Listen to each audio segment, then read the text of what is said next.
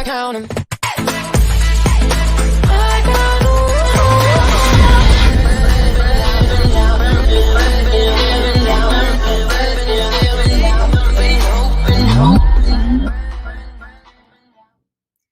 Good evening, everyone. Good evening, and welcome to another Live with Dr. Dawn. I'm your host, Dr. Dawn 𝗪𝗪𝗪𝗪 Brown, double board certified child, adolescent, adult, and sports psychiatrist.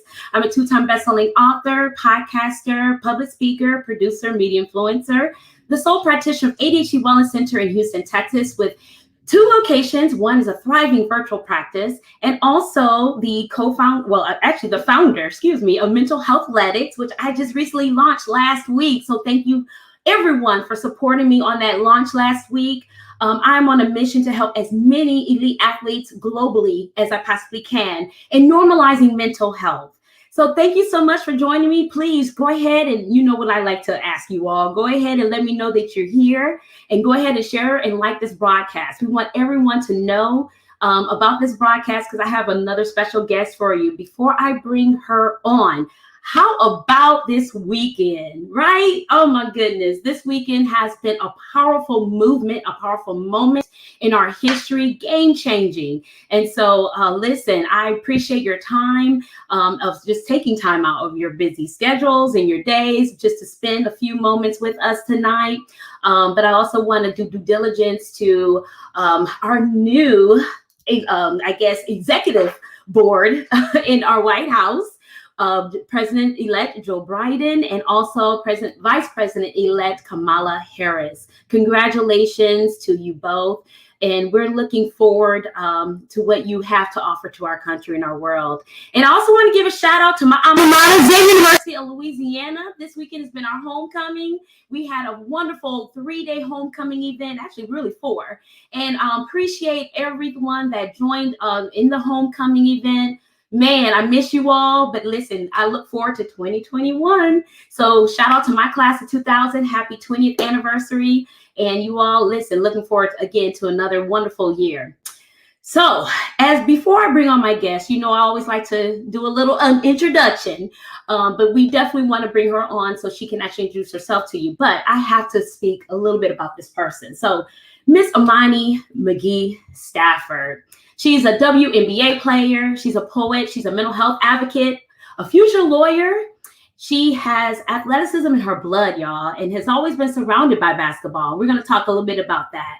But Imani was drafted 10th overall by the Chicago Sky in 2016 WNBA draft. In her rookie season, she was ranked 7th in the league in blocks per game and was named the WNBA All-Rookie Team. In her first playoff game, she broke the WNBA playoff rookie record for blocks in a game with 6. Midway through her 2017 season, Imani was traded to Atlanta Dream, along with teammate Tamar Young, in exchange for Jordan Hooper and a first-round draft pick. She continued on with Atlanta in 2018 before joining the Dallas Wings for the 2019 season. She made an admirable decision to step away for the next 2 WNBA seasons to pursue a law degree from Southwestern Law School in Los Angeles, where she grew up.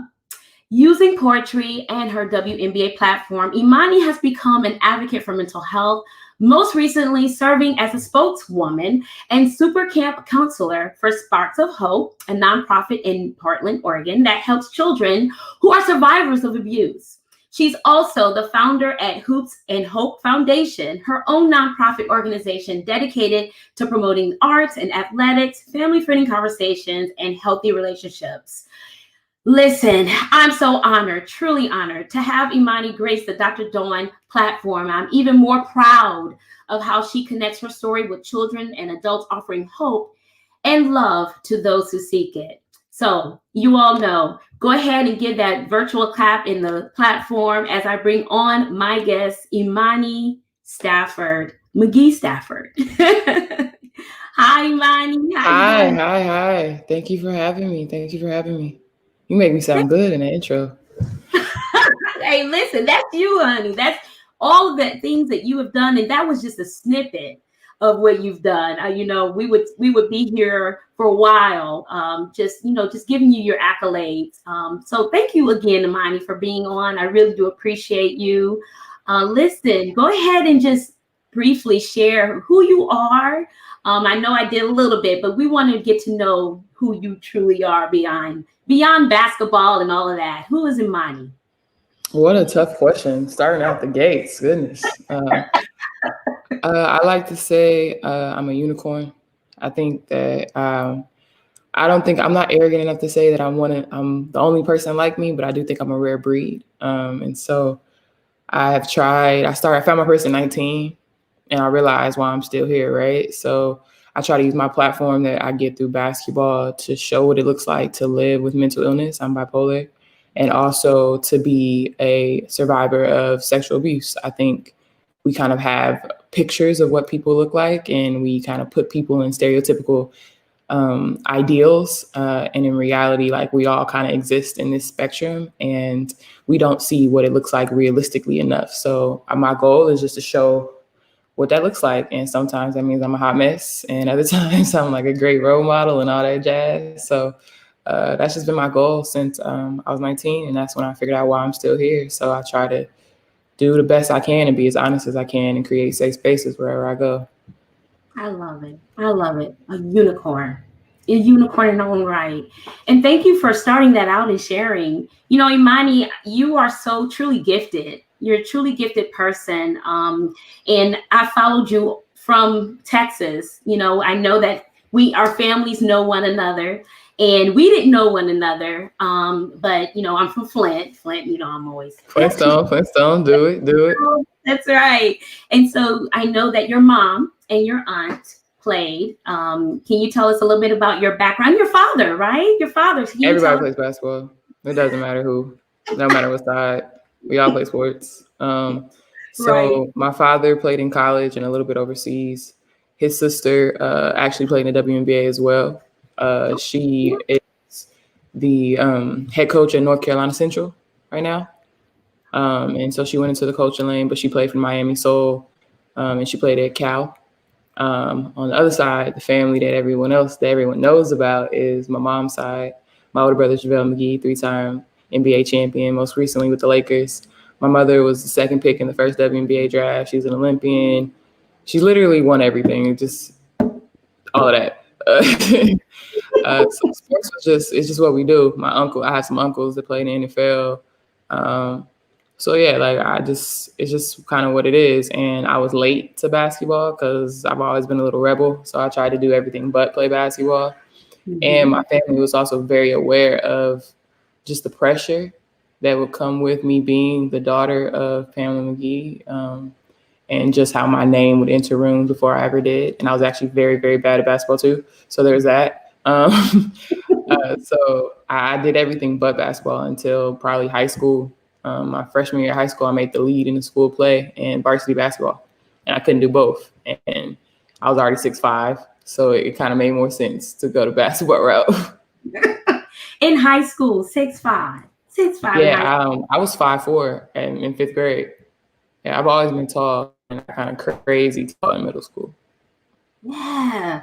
You know, I think you brought up a wonderful point, Imani, the pressure. Can we talk about that? Because as a sports psychiatrist and the child psychiatrist, I often talk to athletes that I see about that pressure. And the pressure often starts at a very young age.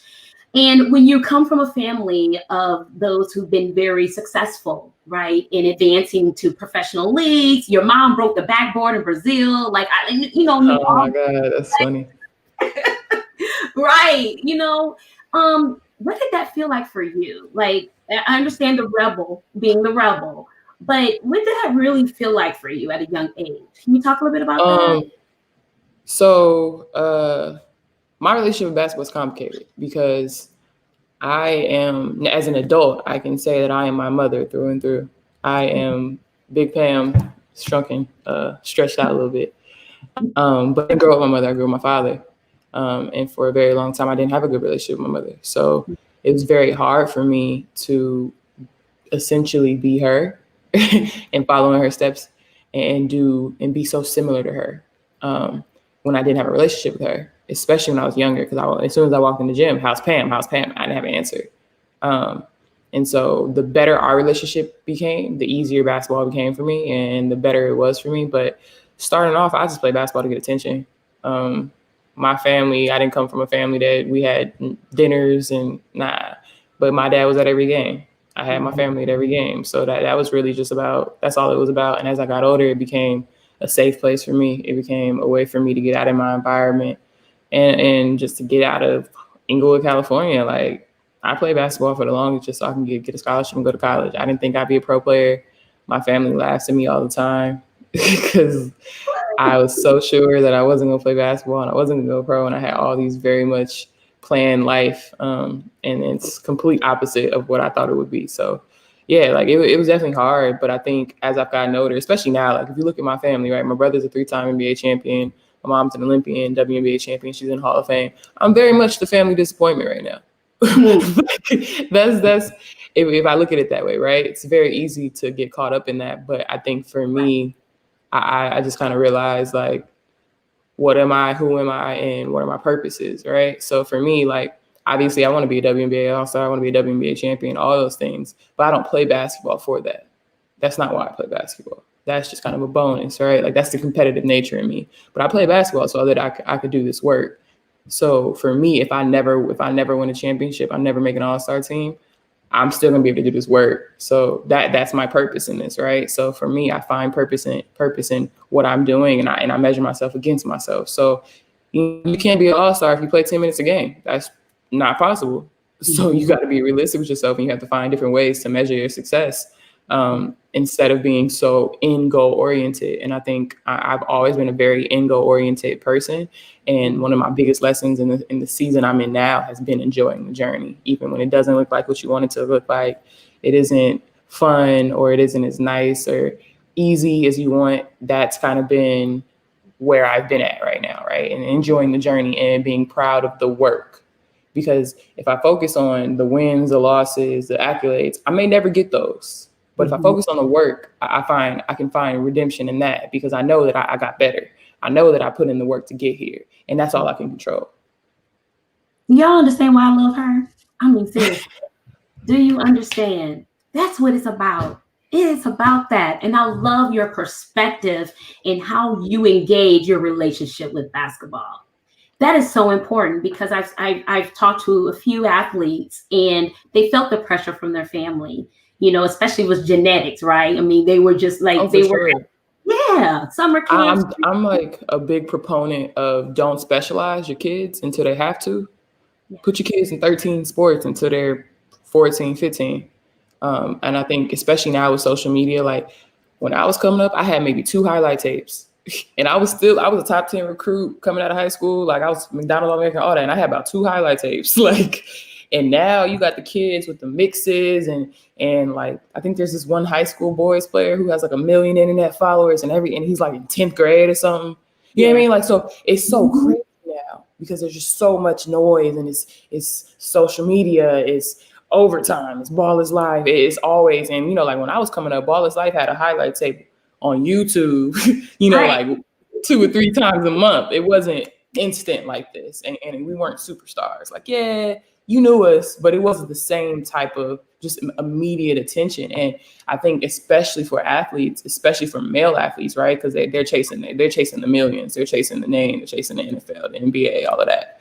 And so for them, they very much have been this athlete since they were 8 years old, right? This is what they've been focused on. It's been their dream. And then if they don't achieve in an NBA, NFL, whatever the case may be, they don't know who they are outside of that because they never had a chance to explore other things. And because I came to sports so late, I already knew that I loved poetry, right? Like I already knew that I loved to perform.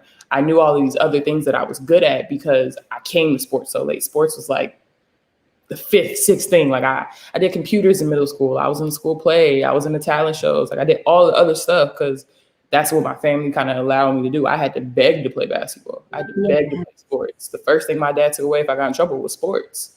So I think it helped me in the end game because when I got injured, I knew, okay, I could find something here. And I think we often find our purpose and our self-worth in sports. And that's something that can be taken away from you.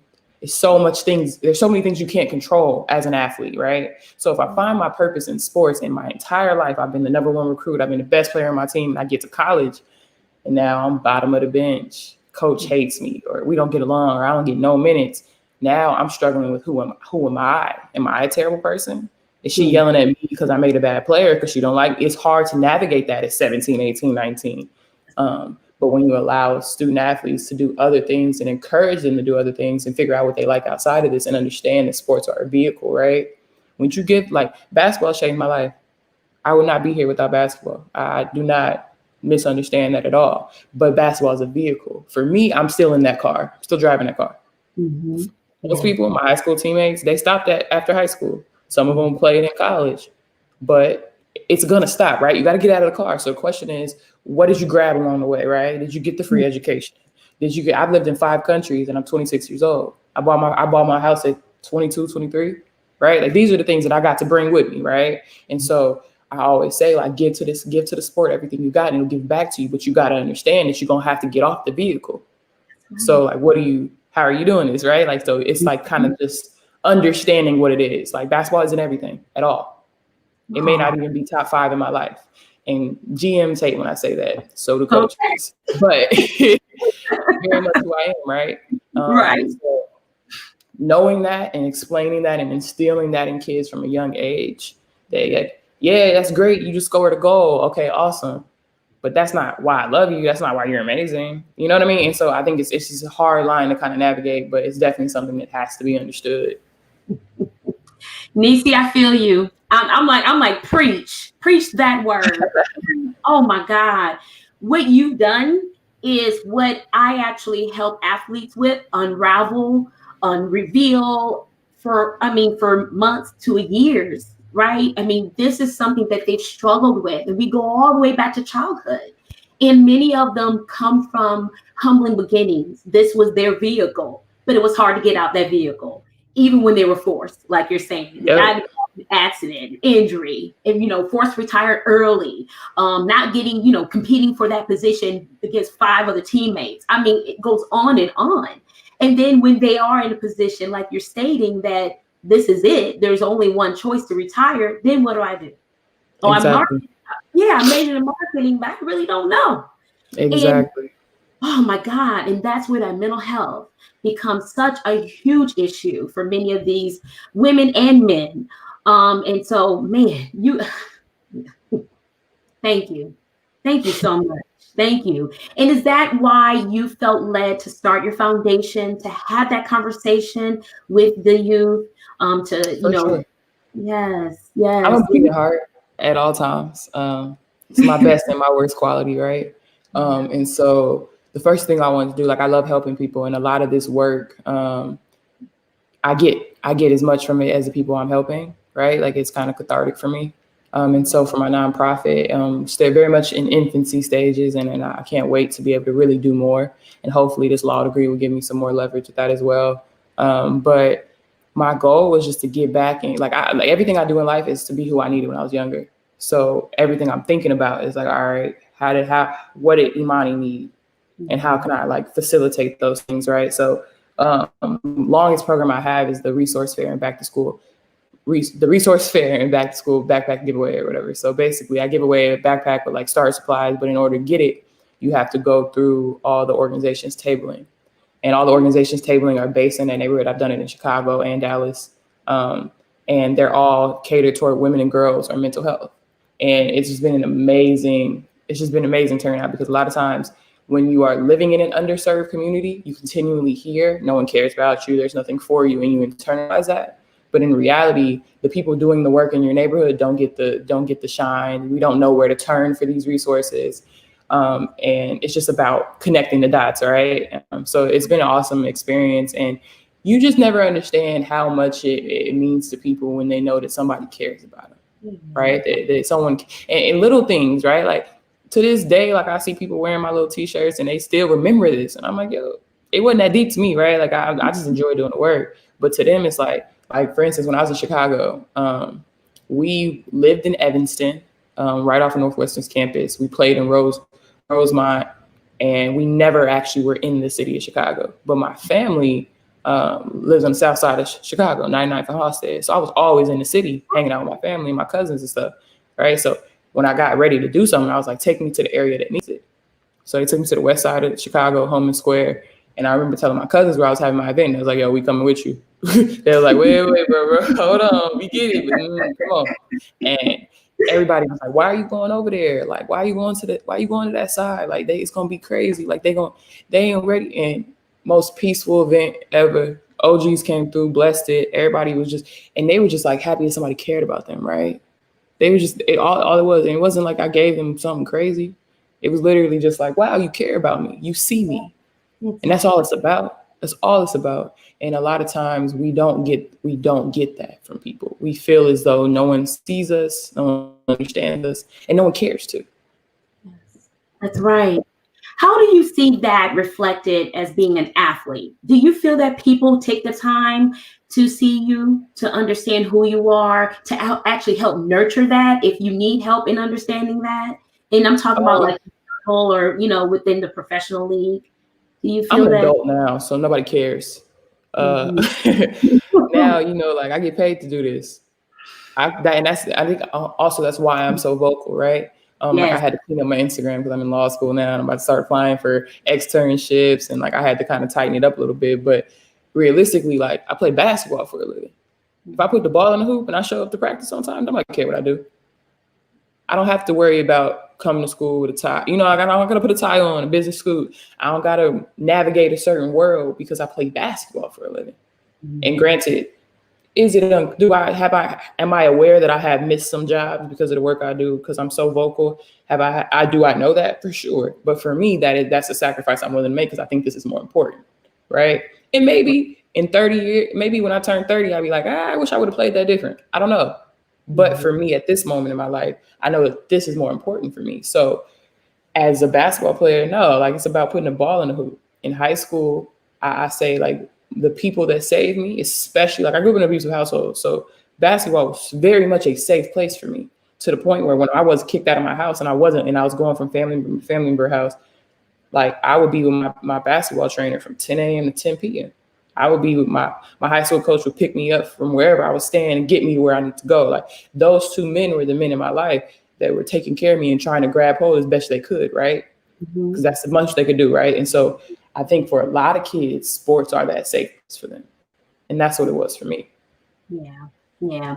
I know a lot of people I grew up with, like Morris Peterson, Mateen Cleaves, Charlie Bell, being from Flint, that was kind of the safe haven. They won Michigan State, in 2000, they won the championship. But when you look at Flint and you look at how deprived the community has become because of so many things, like General Motors left, the socioeconomical status of our community, yet we are strong people. But when you look at the status of all of those things, how do kids become involved so that it's a healthy type of thing that they have and not deter them from getting involved in unhealthy behaviors? And so not just Flint as an example, but other cities like that, you see a lot of these athletes. And I think that's why it helps make up 70% of the NFL, 80% of the NFL, 70% of the NBA. I'm not sure the stats of the WNBA. We about 90, honestly. Yeah. We're about 90%. 90%. Okay. Yeah. Yeah. And it's and I think that's why we're so vocal. Everyone's always like, well, why is the WNBA so vocal? And why are you guys always just in social justice? Because we literally are at the intersection of all these things, right? We are predominantly women of color, predominantly Black women. I think 90% of us have a bachelor's degree. And then on top of that, a large proportion of us do identify LGBTQIA. So yeah, we literally deal with all of these things. So it isn't us being like, oh, we really want to be like, no, don't get me wrong. Like, yes, we enjoy being a part of this social justice movement, but it isn't a choice for us because this is the life we live. These things literally impact our daily lives. That's right. That's a very good point, Imani. Very good point. What needs to happen in order for this to be equitable, though? Because this boggles my mind I feel that now it's a very good time. We've actually now have our first vice president-elect who's a Black woman. And it's been time. It's been time for this to be an equitable situation, particularly for sports. You all deserve that. You play just as hard. But I understand the caveat with the commercialism and how it's advertised. And I get it, but I think you'd be better. much better than what it is. I think so. It's two sides to that, right? Like this past CBA we finished last year was monumental. Now the highest earners in our league can make $500,000 stateside, with max contracts being around 200 to 210, and then another additional opportunity for $250,000 of cash compensation from the league in terms of being a market player, franchise player, et cetera. And we've never been able to do that stateside, right? We've never had those opportunities. And then we also had things for maternity leave, right? For alternative family planning. You can get help from the team and they'll help you do these things. And just they're different things that a women's league should have already had in place, right? But when you look around for team sports, the WNBA is the premier league. And the problem that we get is that we had this big brother, but the NBA has been around for 60 more years than us. When the NBA was 20, they weren't doing as well as we are.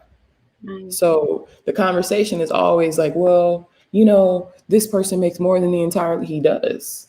That's true. But sports aren't a bubble. Sports are a microcosm of the real world. Are women equally paid in the real world? No. Are Black women equally paid in the real world? No. So we can't expect our sports to be completely different because sports are a microcosm of the real world. So I think we're moving in the right direction. And I think everyone that plays in the WNBA is very aware of why we do it. We understand we're not going to be tens of millions in there. And don't get me wrong, there are women in the WNBA that go overseas and make $1 million, over $1 million for sure. I'm not one of them women, but there are women that do that. But we play in this league because not only do we believe in it, but we want it to be sustainable. We want it to be here when I'm the first WNBA player whose mother played in the WNBA. Right. And I want this to be around when my niece grows up. I want this to be around when I have kids. And so this is a thing of, you know, we're continually pouring into something and giving as much as we can so that this continues on. And like, I hate the narrative of like WNBA players aren't making a lot. Like I made $70,000 last year playing basketball for 4 to 5 months. I worked 4 hours a day in the gym. I majored in accounting. That's what I'd be making if I had a regular 9 to 5 for the entire year.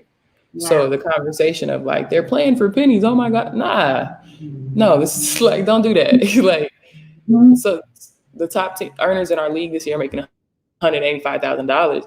And they did this year because it was Corona. They did that in 2 months. So it's not that we're starving, but we have other people. Yeah, we're not millionaires, at least the majority of us, right? But when you compare us to our brothers, it's like, oh my gosh, they're playing for free. And it's so fun to make fun of women. It's so fun to make fun of women athletes, right? It's so fun to be able to say like, oh man, they couldn't be the JV team. But no, we're professional athletes. We ain't never asked to be an NBA. We didn't ask to be, am I better than some NBA players? For sure. But I'm not trying to play in the NBA. I'm very content being a WNBA player. I am the best at what I do in my league. And if you can't respect that, then I don't understand why you can't. That's all it is. I love it. I love you, Imani. Woo, girl. Let's talk about your poetry.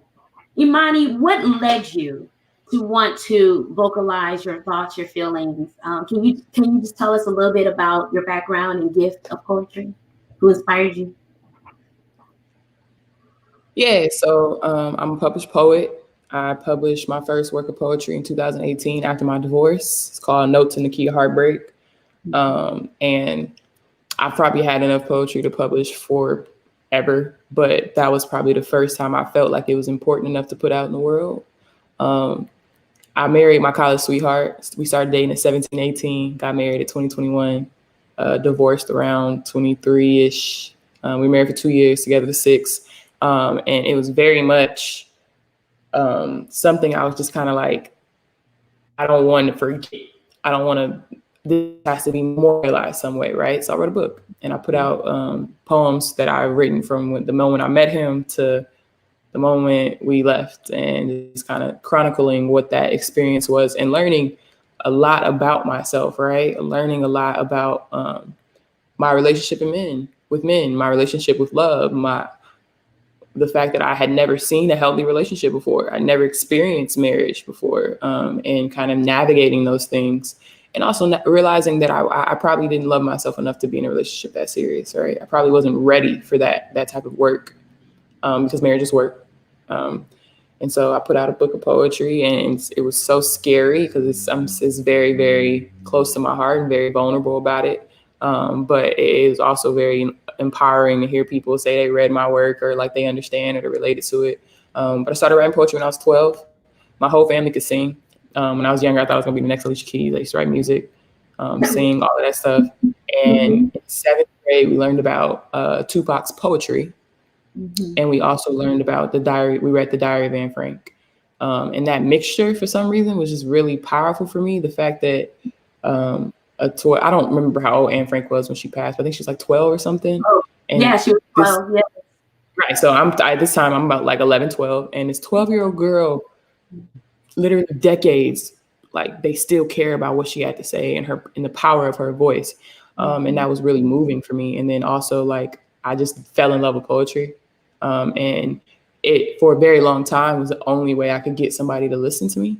It was like, I didn't come from a family of like, let's sit down and it was kind of like, hey, you good? All right, cool. That was kind of what I came from. But when I wrote something, everybody was like, oh, let's hear it. Right.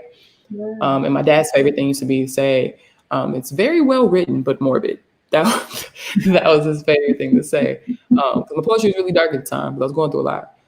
And since then, it's kind of just been the way I found my voice, and it's led me into different paths. But man, I say poetry is there, right?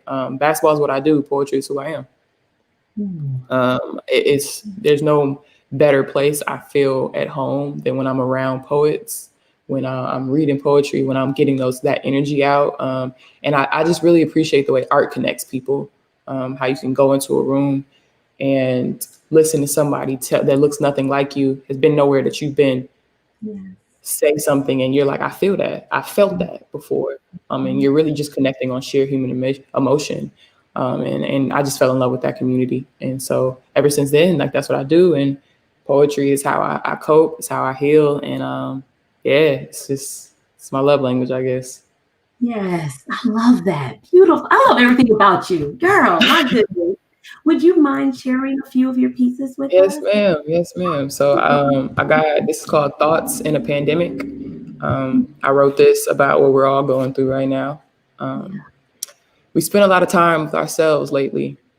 And for some of us, that means we've learned so much about ourselves, started new businesses, and taking the break we didn't even know we needed.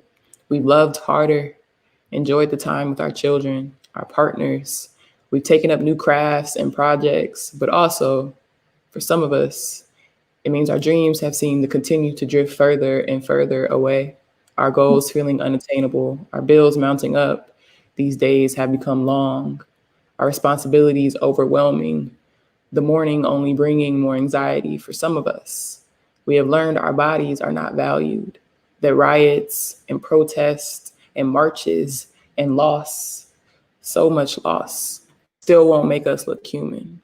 We have learned our government doesn't see us, that without money and resources, this pandemic seems to hit us harder. If anything, we have all learned this pandemic has taken so much more from us than our concerts and festivals and sports. It has taken the hug we didn't know we needed, the impromptu visits. But how we have grown, how we have learned we are not alone if we don't want to be. And maybe really, we've learned we are not okay. And that is okay too. We have learned that we are brave and selfless, and we continue to show up even when we have been told over and over again that this work is not needed. Our very existence is rebellion, is revolution. This pandemic did not take our fight. It cannot take our hearts. It will not take our purpose. Wow. I don't know what to say. That was beautiful. That was beautiful. My goodness. I'm sure that everyone on here now live or on the replay has connected in some way with your words. I know they have. Yes. Yes. Would you like to share another piece? Listen, look, would you like to share another piece, Imani? And you all actually. So my poems So right now I'm in a period of, I'm trying to be single. And I don't want to say this out loud because I feel like once I say it out loud, it's real, but I'm trying to be celibate as well. And I realize, and it's not, I'm Christian for sure, but it's not rooted in religion. It's rooted in the fact that I haven't been single since I was 17. My ex-boyfriend, I met him as I was getting divorced and been dealing with him for the last 3 years. And we finally dated and broke up. And even when I was single, I always have a person. Like, I'm that person. I always have I'm that person. And I'm very aware that my downfall is men. Call it daddy issues, call it whatever. But my downfall is men. I can get lost and wrapped up in a man because I don't want to deal with myself or deal with what I'm going through. And so a lot of my poetry reflects kind of that work. And I think me being ready to kind of do that work with myself. And it's scary. And, you know, my goal right now is to be for real single for 6 months and go from there and really just be content. I went out, I don't go out often. I'm not a partier. I'm a homebody. And I went out this weekend. One of my friends came in town and I went out and I wasn't worried about men. I went out to have fun. I wasn't there to see a dude or catch a dude, or I literally was here to have a good time. And that was probably the first time I've ever done that before. Right. And then it was a different feeling. And, you know, growth is incremental. It ain't going to change overnight. And I'm not going to change myself overnight. But little victories is where I'm at right now. So this is a poem about, similar to that, just about that kind of journey for me. Today, I did not pray for men. I did not ask for love or some sort of ideal I was taught to want at 10. I prayed for me, and that felt enough, worthy. Today, I thank God for all of his blessings. A companion wasn't one of them, and that too was okay. I am learning just how powerful woman is, how beautiful she is alone, how peaceful it must feel to be enough. I am often scared that I will spend my life chasing men that don't need me, that never deserved me. My best work, a poem to a man who never read it. Sometimes I forget that God made me in her image, that even though I came second, nothing can be first without me. You're blessing me. I've been single for a year, and I've been celibate for a year. That's dope. I'm not ashamed of it. Yeah, I've been single. That's dope, bro. And I tell my close circle that this has been the best year of my life. So I'm here to encourage you that I'm so happy you're on this journey, because I feel like I've rediscovered who I am. And you're just bringing tears to my eyes because I really, really connected with that. I really didn't pray for my relationship because I think I already knew was set up and doomed. I knew that it was probably someone that I really, truly loved, but someone that God did not intend it for me. And so it takes some time to get, to learn that, to understand your growth, your maturity, how you're complimenting one another. But I'm so happy. And I'm happy, I want the best for that person. I want the best for him. But I'm so happy for me. And it's okay to be selfish, have a selfish moment. Don't mean you're selfish, honey. Allow yourself to just open up, be vulnerable. You already are. I'm preaching to the choir. But I'm just really being comfortable doing that work. And that's scary, right? It's scary. Yeah. It's very easy to ignore yourself. Like one of my favorite things I wrote in my book was, did we love each other because it looked good, because it felt good, or because it was easier to ignore yourself when there's someone standing next to you? Yeah. And that's very much a conversation of how I approach relationships and love and men. It's very much about, I don't want to deal with Imani. So let me find a man. Let me find somebody to put my energy into. Let me take care of something. Right. And that's just kind of how I do that. That's just how I do that. And I got one more for you. And this is more about my political activism and just about Black and being Black, Black Lives Matter, and just that feeling, I guess. It's called When the Nation Ignores You. Again, I'm trying to figure out what to do with this grief, with this weight. How do we collectively seem to continue mourning people we never even knew? How does it still seem to gut us the same? I don't know who I'm writing this to. The people that know feel this too. The people that have the power to make this pain matter don't seem to care. How do you grapple with fatality day in and day out? How do you continually love and build a country who keeps telling you that they have no space for you, keeps trying to eradicate you? Where do you turn when this is the only home you've ever known? When you can't trace your roots to your rightful place, tears don't do this pain justice. Murals don't make justice. Capitalism says pop culture will care when it profits them for a moment, maybe a summer, but they won't indict. They won't dismantle a system, won't acknowledge it was built for this. We keep trying to make a home out of heartbreak, trying to breathe life in the stolen land. Wow. So many lessons in that one. Thank you. I know I write. It always blows me when like people listen to what I write and be like, "Oh God, I understood it." It just still, it still really just makes me, yeah, it's wild. Yeah, right. Because it's coming from you, and I get it. I get it. I understand. I do a little writing, and I feel you when you say that. Do you feel that your experiences have led you to want to pursue being a lawyer? I mean, what has motivated you to go into law? Man, so this has been such a hot topic, right? Everybody kept asking me that, and it really, it's a God thing. It really is, because I planned my life out when I was 12, and I promise you I didn't deviate till I was a junior in college. And me being here, and I remember I've always been argumentative, and my mom has been telling me I was gonna go to law school since I was a kid. And I'll be like, I'm not going to law school. No, I don't want to be a lawyer. Right. And just kind of this journey kind of brought me here. So like, I kind of say I'm a hope dealer now. I deal in advocacy. I deal in telling people like, I've been where you're at and we can get through this together.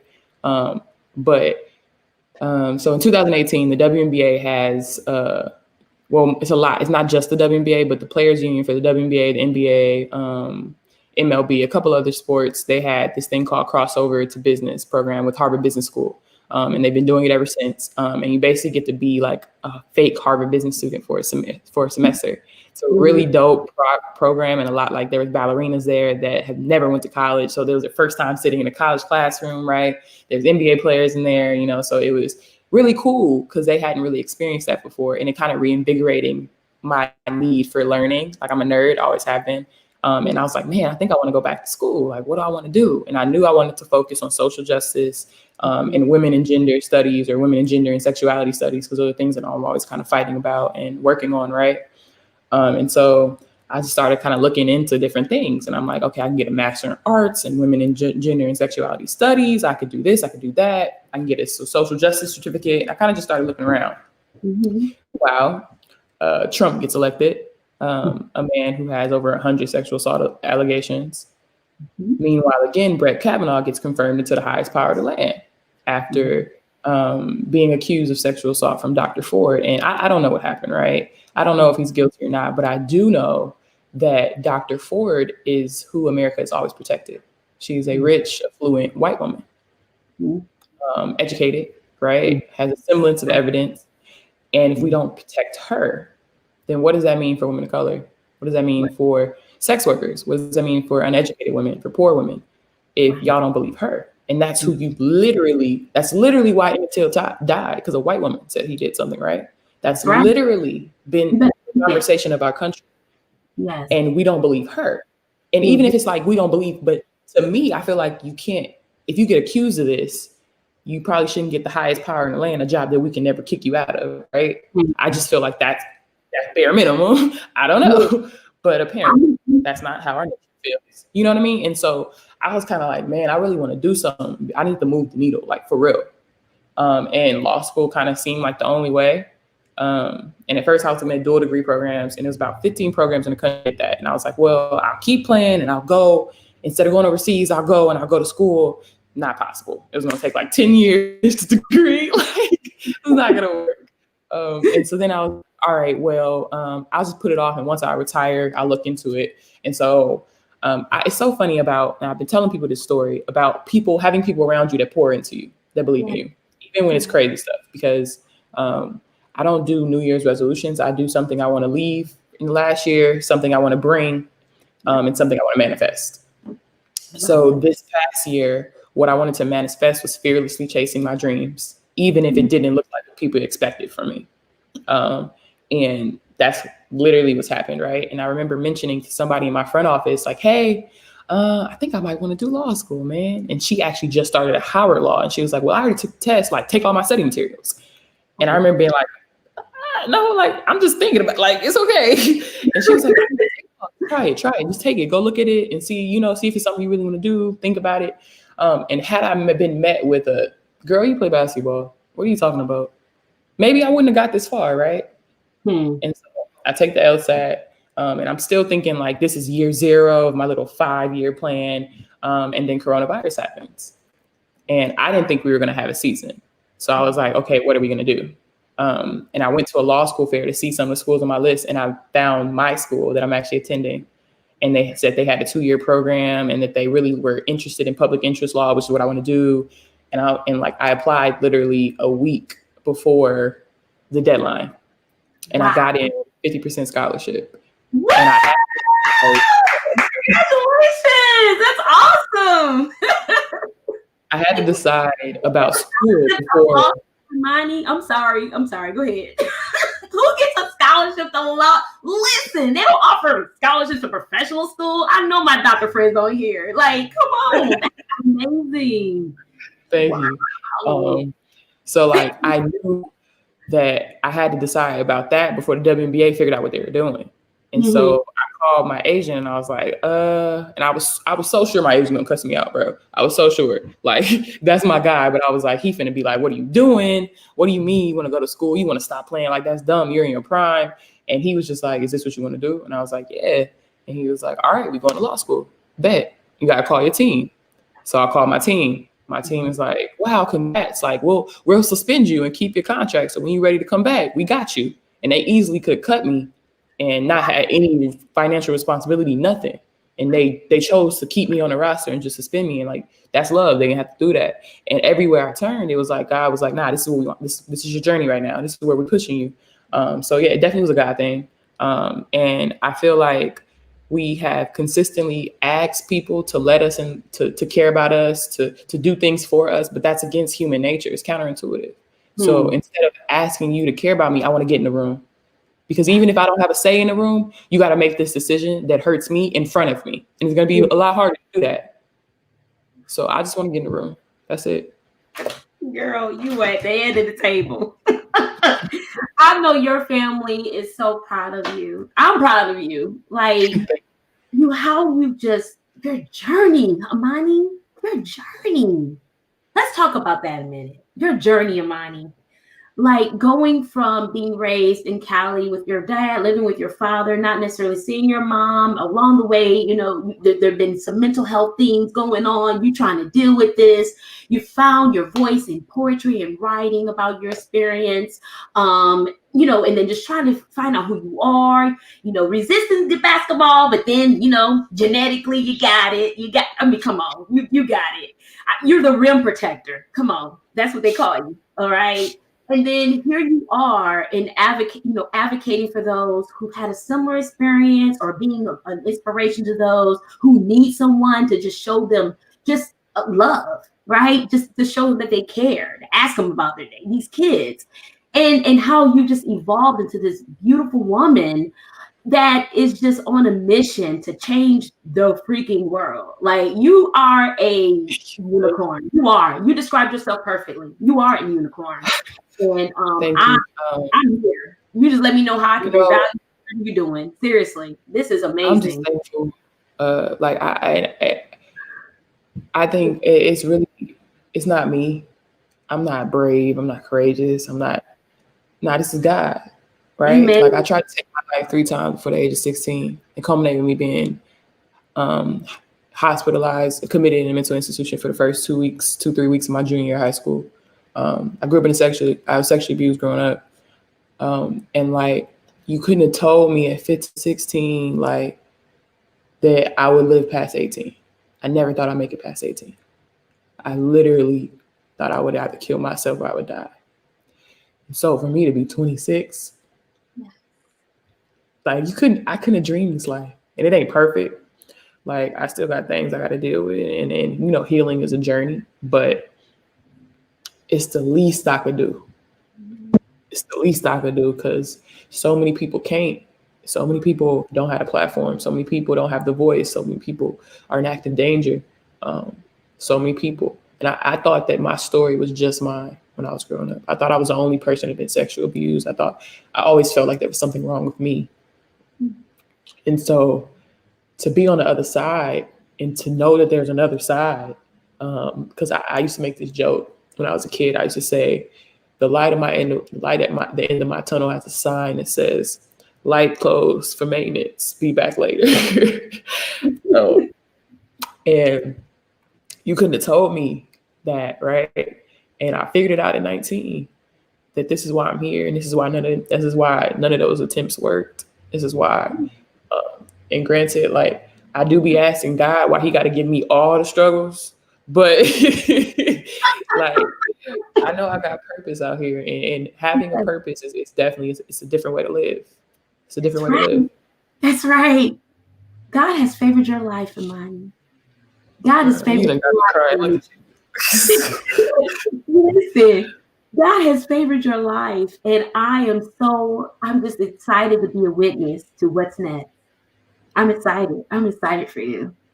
I can't wait, man. Every day I'm just trying to get to the next one and do as much as I can, because like, I think like 13-year-old me, 12-year-old me, like, man, I just know that there's so much I can do, and it's so necessary. Yeah. It's so necessary. And I think I'm an avid believer if I can have it all, and maybe I'll fail trying to get it all, but I'm okay with that. I'm okay with that, right? And I think for a very long time I was scared to fail, so I didn't try a lot. I kind of underachieved. And I think the biggest thing that you learn about, and mind you, I was 6'5" at 13, so I've never been invisible. I've never known what it felt like to walk into a room and nobody saw you. I've always been the center of attention, just because ain't nobody ever seen a kid that's tall or a girl that tall. And so I've always been approached, and I've never been able to be invisible, but I felt invisible. And like the beauty of being comfortable, of standing in your power and standing in truth and living out loud, even when you're not supposed to. Like, who told this little Black girl she could talk so loud and be so confident and walk in a room and own it and feel comfortable in it and stand in her truth? Who told that little Black girl she could do that? And being comfortable enough to say, like, yo, nah, like, I am a unicorn. I am different, and that's okay.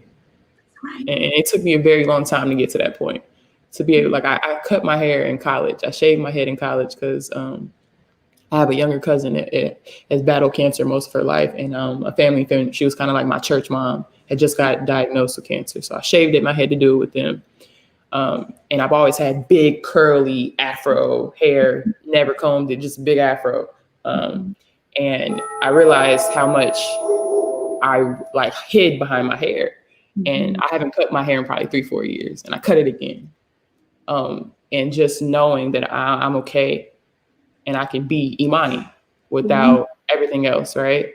So yeah, like, it's definitely been a process, and I'm growing through it and getting there, you know? Yes, you are. Imani, I cannot thank you enough. You've blessed me so much tonight. Thank you so much for being a pillar of strength, of courage. You know, strength is not what is defined how we grew up and what people tell us. It's strength is in our vulnerabilities, in our truth. It's in our journey. It's in our walk. It's in witnessing to other people to help them up, you know, along the way. That's where our strength lies. And I think you're just a great example of strength. And you've truly blessed me this evening. I really wanted people to get to know you, and thank you so much, because everyone has their ideas of who people are on the screen without really getting to know the person behind the gift. And you know, yes, you guys are awesome people. You're athletes. You're amazing. But I look at you as humans that have just so lucky to have athletic abilities. But there's more to you than that. And you have really shown that to everyone. There is much more to Imani McGee than that. And so thank you so much for being on here. Thank you so much for having me. I appreciate you. I appreciate you too. I appreciate you too, honey. Oh my goodness. Y'all share this with everybody. Please be best, everyone. We thank Imani for coming on. And don't forget, please go ahead and support her gift. Y'all heard her words. They were moving, they were inspirational. They're changing. So we definitely want to support Imani. You can find them on Amazon. I'm actually going to repost this on all 4 of my platforms. Actually sit in my platforms to let people know that we want to support you, Imani. We are here. We're going to buy this in bulks. And so we can actually share with our children, our community, because they need to listen to these words. They need to read these words. Thank you so much, darling, for your time. Have a great night. Thank you so much. You as well. You as well. Y'all. Okay. So it's my first time like crying on my live show, but I told y'all I was not telling you a story. I told y'all how awesome Imani is, right? She is an amazing individual. And this is an example of, when we look at I saw Rennie Curran on here. He's a former NFL player. I saw him come in earlier, and just getting to know athletes behind the scene in a different role, of course, as a mental health provider, the encourager. This is the people that I meet. This is the type of people I meet. And she, how young she is, and her story, her journey is just truly remarkable. How she just presents herself and how vulnerable she is, and how it's not about her. It's not about her. It's about who she's communicating with. And the source of her strength is God as well. So, I appreciate you all coming on. Thanks, everybody. Brandy, Carol, Stephen, Yolanda, both Yolandas. Y'all remember saying my aunt Yolanda Urquhart, Nisi, Rennie Curran. Thanks so much, bro, for coming on. Joanne, I appreciate you as well, Joanne. Thanks so much for coming on. Dr. Larissa, thank you. Y'all share this with everybody. This was a powerful, powerful show tonight. And I do appreciate you all coming on and sharing your evening with us. So you all until next time. Have a wonderful evening. You all take care. Bye-bye.